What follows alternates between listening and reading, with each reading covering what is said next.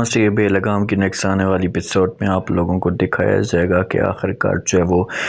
جہاں پر آتی ہے رمسا ماموں جان کے پاس آ کر بات کرتی ہے اور کہتی ہے کہ میں معذرت کرتی ہوں کہ اگلے دن میں نے غصہ کیا تھا، میں غصے میں آ گئی تھی، مجھے اس وقت کچھ بھی سمجھ نہیں آ رہی تھی۔ عفنان کا والد یہ باتیں سنتے تو مسکرانا شروع کر تو اس سے کہتے کہ بیٹا کمال کی بات کر دیتی ہو، انسلٹ بھی کر دیتی اور بعد میں معذرت بھی کرتی ہوں۔ خیر اس بات کو تم چھوڑو، میں بھی اس بات کو جو نہیں دہرانا چاہتا، بس آپ یہ سنو کہ اب آپ کی طبیعت کیسی ہے۔ جو کچھ بھی ہونا تھا وہ قسمت کی باتیں تھی، بس ہو چکا ہے، میں آپ کو یہی کہوں گا کہ آپ ان چیزوں کو بھول جائیں۔ رمسا یہ باتیں سنتی تو کہتی ہے کہ بس میں اب کوشش کر رہی ہوں اپنے آپ کو ایڈجسٹ کرنے کی، اب میں کسی جگہ پر چلی جاؤں گی اور جا کر جاب کروں گی، لیکن انکار کر دیتا ہے، جہاں پر فوراً عفنان کا دوست سے کہتا ہے کہ تمہیں کوئی بھی جاب کرنے کی ضرورت نہیں ہے، تمہارا یہ اپنا گھر ہے اور تمہیں کوئی بھی نہیں روک سکتا، اگر کسی قسم کا کوئی بھی آپ کو مسئلہ ہے تو آپ مجھے بتائیں۔ رمسا کہتی کہ نہیں مجھے کسی قسم کا کوئی مسئلہ نہیں ہے، لیکن بس میرا خود دل نہیں کرتا جہاں پر جاب کرنے کے لیے، پلیز آپ مجھے مت روکیں۔ لیکن عفنان کا والد کہتا ہے کہ بیٹا جو بات میں نے آپ کو کہنی تھی کہہ دی، اب آپ جہاں پر رہ سکتی ہیں، آپ کو کوئی کچھ بھی نہیں کہے گا، اگر کسی قسم کا کوئی بھی مسئلہ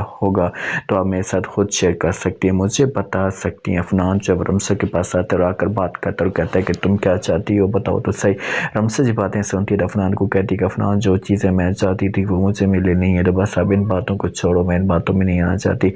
یہ باتیں عفنان سنتے تو رمسا کو کہتے کہ نہیں تم کھل کر بات کرو، میں آپ کے ہاتھ جوڑتا ہوں، آپ کو جتنے بھی پیسے چاہیے، دولت چاہیے، میں سب کچھ آپ کو دینے کے لیے تیار ہوں، لیکن آپ یہاں سے چلی جائیں۔ انکار کر دیتی ہے رمسا سے کہتی کہ عفنان دیکھو کہ مجھے ان چیزوں کی کوئی بھی ضرورت نہیں ہے، اگر مجھے ضرورت ہوتی تو میں کب کا یہ سب کچھ آپ سے چھین چکی ہوتی، مانگ چکی ہوتی زبردستی۔ میں اب بس اپنی زندگی جو ہے بچی کچی کو گزارنا چاہتی ہوں، میں آپ کے اوپر بوجھ نہیں بننا چاہتی۔ آپ اپنے والد کو بولیں کہ مجھے اس گھر سے نکالے۔ عفنان کہتے ہیں کہ جب تم خود بات کرو گی تب بھی ہوگا نا، اب تم اس کے سامنے اور ڈرامے کرتی ہو، میرے سامنے اور ناٹک کرتی ہو، تو کیسے نکالا جائے گا۔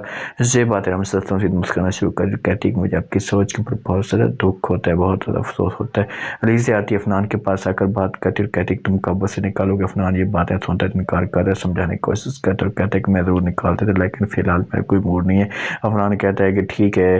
علیزہ کہتی ہے کہ ٹھیک ہے جب آپ کا موڈ نہیں ہے تو بس ٹھیک ہے، مجھے اب سمجھ آ چکی کہ اب کیوں نکالنا چاہتے، کیونکہ آپ کے اور اب مامون جان کے دل میں جب وہ گھر کر چکی ہے، اسی وجہ سے آپ لوگوں نے یہ فیصلہ کیا۔ سمجھانے کی کوشش کرتے اور کہتے کہ ایسی کوئی بات نہیں ہے، بس میرا خود ابھی اس کے اوپر ترس ہے، وہ اکیلی رہ چکی ہے، ہم اسے نکالیں گے تو وہ کہاں جائے گی، اب اس بات سوچیں تو صحیح ذرا نا۔